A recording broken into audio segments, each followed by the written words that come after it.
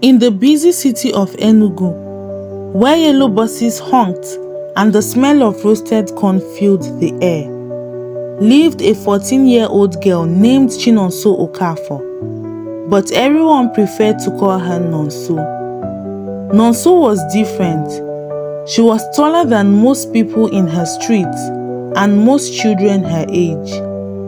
When her friends went shopping for shoes in the children's section, Nonso had to travel to Onitsha main market to find special sizes because of the size of her feet. She hated the way people stared at her. At Divine Mercy Secondary School where she schooled, she tried to hide at the back of the class, but it never worked. She was always noticed. "Hey, giraffe!" boys teased during break. "Do you play basketball? Why do you look like a stick?" others shouted, laughing. Nonso would prefer not to hear, but each word hurt like a stone. At home, she locked her door and cried into her pillow. "Why did God make me like this?" she whispered.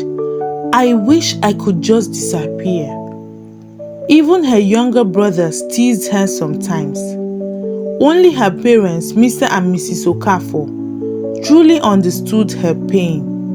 "Nonso, open the door," her mother would call through the door. "Are you crying again?" "No, Mama," Nonso would say quickly, wiping her eyes. But they both knew the truth. At the start of third term, a youth corps member named Mr. Tunde Adebayo was posted to teach English and literature in Nonso's school.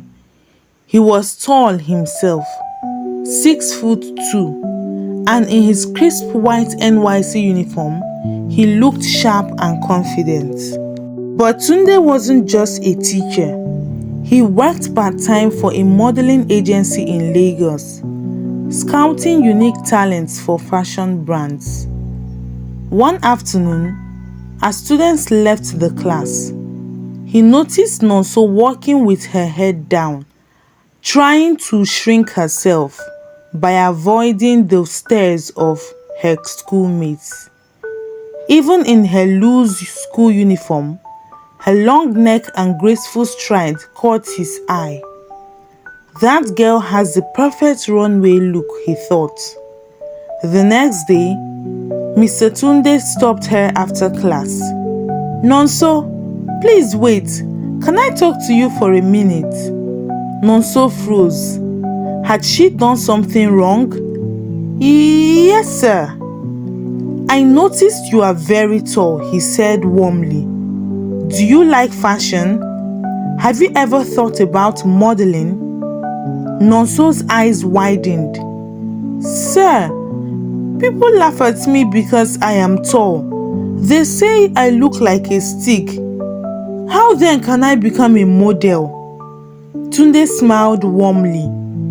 "In your school, they laugh. But in my world, they would cheer you. Your height isn't a curse. It is a gift. But let me speak with your parents first." That evening, Tunde visited the Okafor home. He explained how professional modeling worked, that Nonso could train during school holidays, remain safe, and still finish her education. Nonso's mother frowned. "Modeling? Isn't that only done in big cities like Lagos? Will my daughter be safe?" Tunde nodded. "Yes, ma. The agency I work with is very reputable. They train their models and protect them, I can assure you.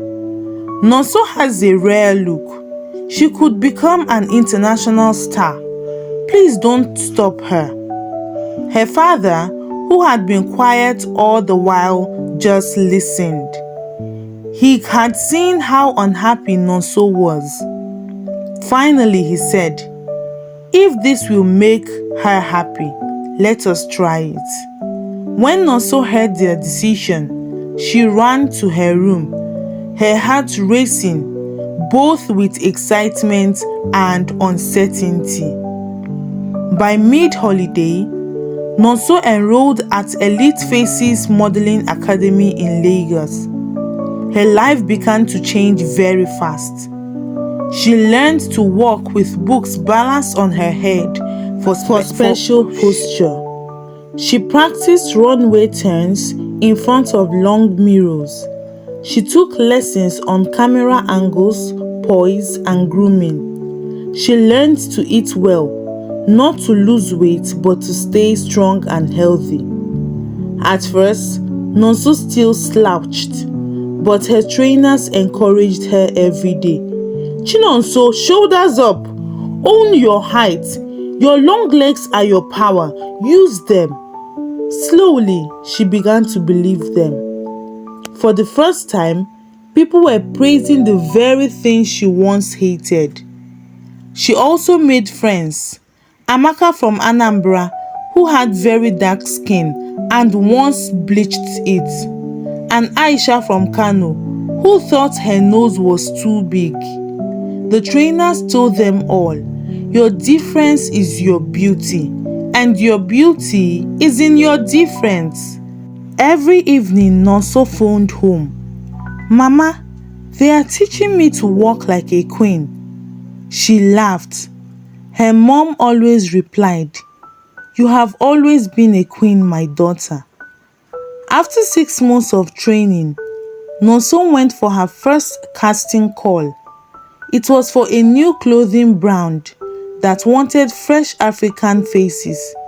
The line outside was huge. Girls wore perfect makeup and looked confident. I can't do this, Nonso whispered, turning to leave.